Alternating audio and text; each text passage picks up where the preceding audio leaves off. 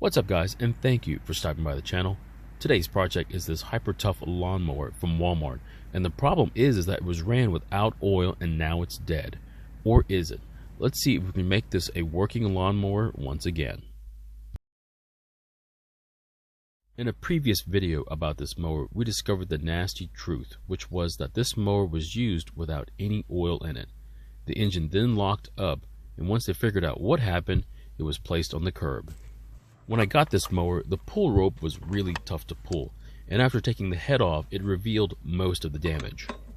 However, there was more damage, and unfortunately, it was inside the engine. We're opening the engine up and taking out the crank and the piston, so let's take off the recoil assembly and the flywheel. To remove the flywheel, replace the nut flush to the crank, and use a long screwdriver to pry under the flywheel and give the nut a few taps.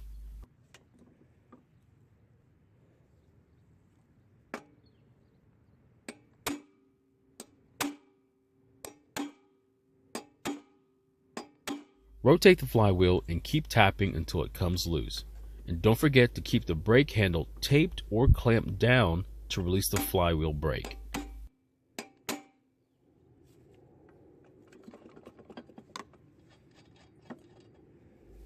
Once the flywheel is loose, remove it and the aluminum key from the crankshaft.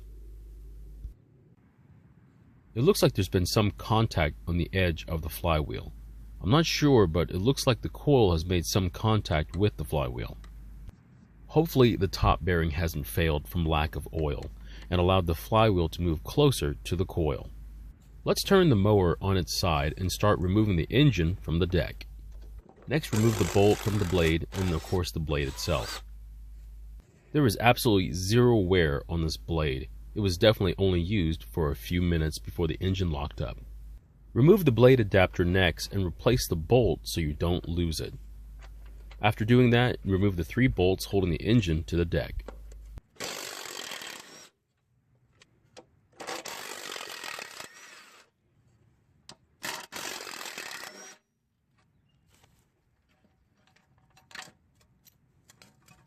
I forgot to remove the brake cable, so I'll do that right now.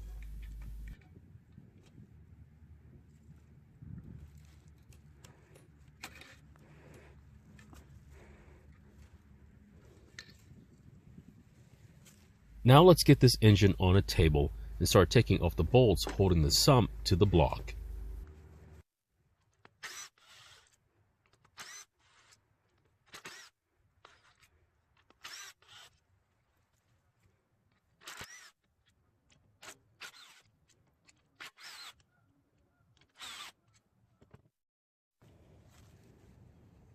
Turn the engine so the crank is facing up, and then give the sump a few taps with a hammer to loosen it from the block.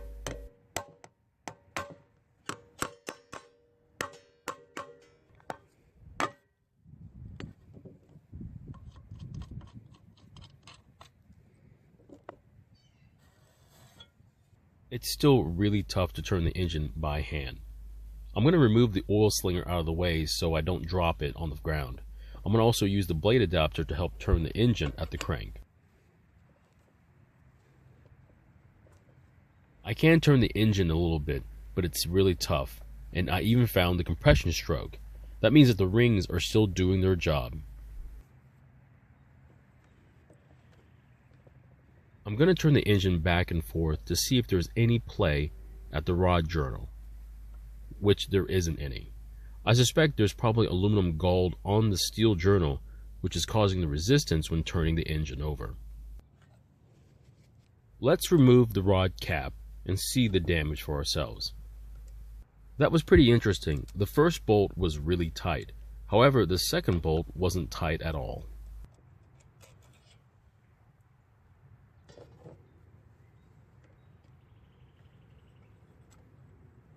And after removing the rod cap, we can see there's a lot of damage to it.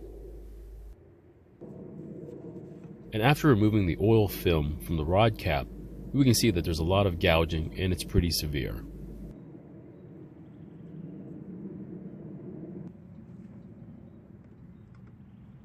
I want to take the crank out, but first I'll get the cam out of the way and then I'll pull the crankshaft out.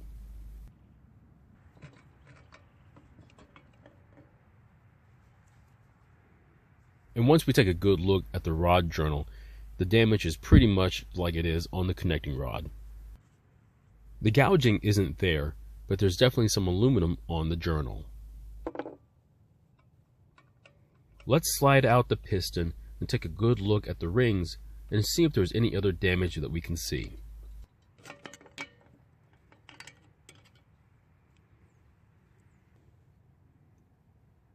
And despite the damage we saw in the cylinder bore, the rings look like they're in really good shape. I don't think I'm going to replace them. The lack of oil didn't hurt the wrist pin either, so this is looking pretty good so far. The rod end has gouging just like the cab, so it looks like it'll need to be polished out as well. Let's reinstall the rod back on the crankshaft and see how it spins on the journal. Now there is no oil film on it since we removed it all, so it should be really tough to spin. I want to be honest here. I want to put this engine back together as cheaply as possible. I don't want to replace anything unless I have to, and I don't want to buy or borrow any special tools. I won't be selling this thing. This is just an experiment for me. I want to show that you don't have to spend a lot of money to fix a mower with this sort of neglect.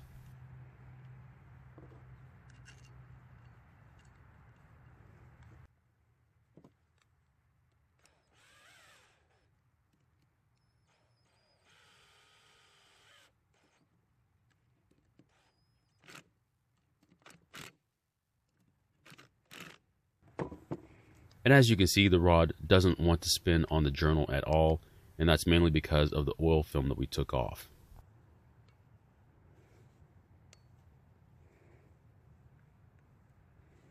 So exactly how are we going to fix the gouging?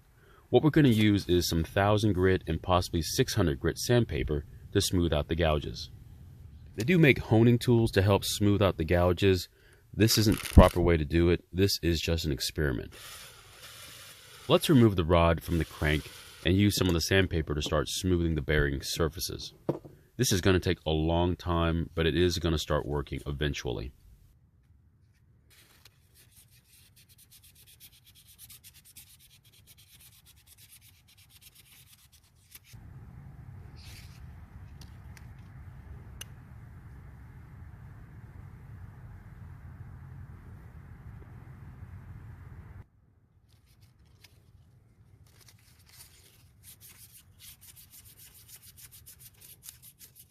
To make things a little easier, replace the cap on the rod and roll the sandpaper into a tube.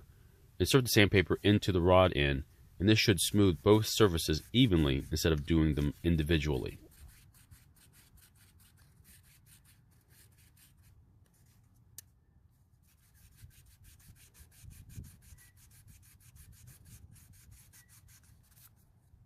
And after doing that for a couple minutes, we can see that the bearing surface is beginning to look a lot better. Now we move on to the crank. To smooth out the journal, I'm going to cut the sandpaper into long strips and wrap the journal with it. It would have been better if I could have had the crankshaft stationary. That way I could polish it using two hands. Let's see if all this work has improved the rod's motion on the crank journal. Carefully reinstall it without using any oil and see how it spins.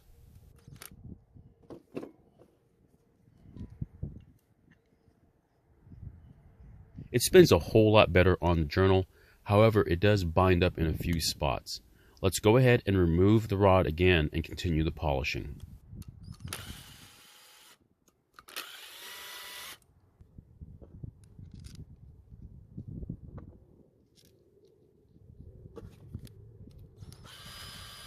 And by this time, I'm getting pretty tired of doing this, so I'm going to have a little bit of fun.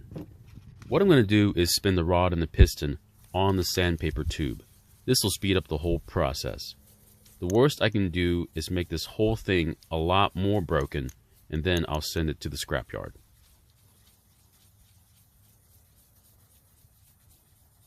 And as you can imagine, this didn't take very long before I felt it was time to refit the rod back onto the crank journal to see how it spins.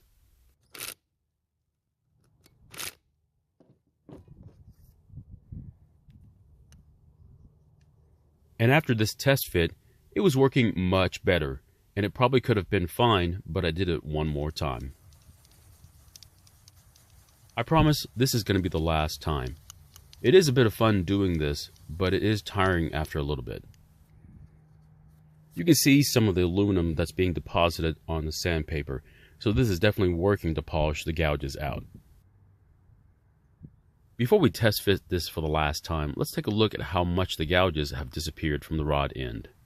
And it's never going to be a perfectly polished finish, and that was never my intent. It would take a really long time doing this with just sandpaper. And once we put the rod back onto the crank journal, we can see that it rotates very smoothly, even without oil on it. And unfortunately, this is the end of a very long video. Hopefully in the next video, when we start it up, we don't get to hear rod knocking because of our unconventional way of polishing the rod and the crank. So do you think this is going to work, or am I just being silly and even trying to fix this cheap mower? Thank you for watching. I really appreciate your time. Please feel free to ask any questions, and I hope to see you in my next video.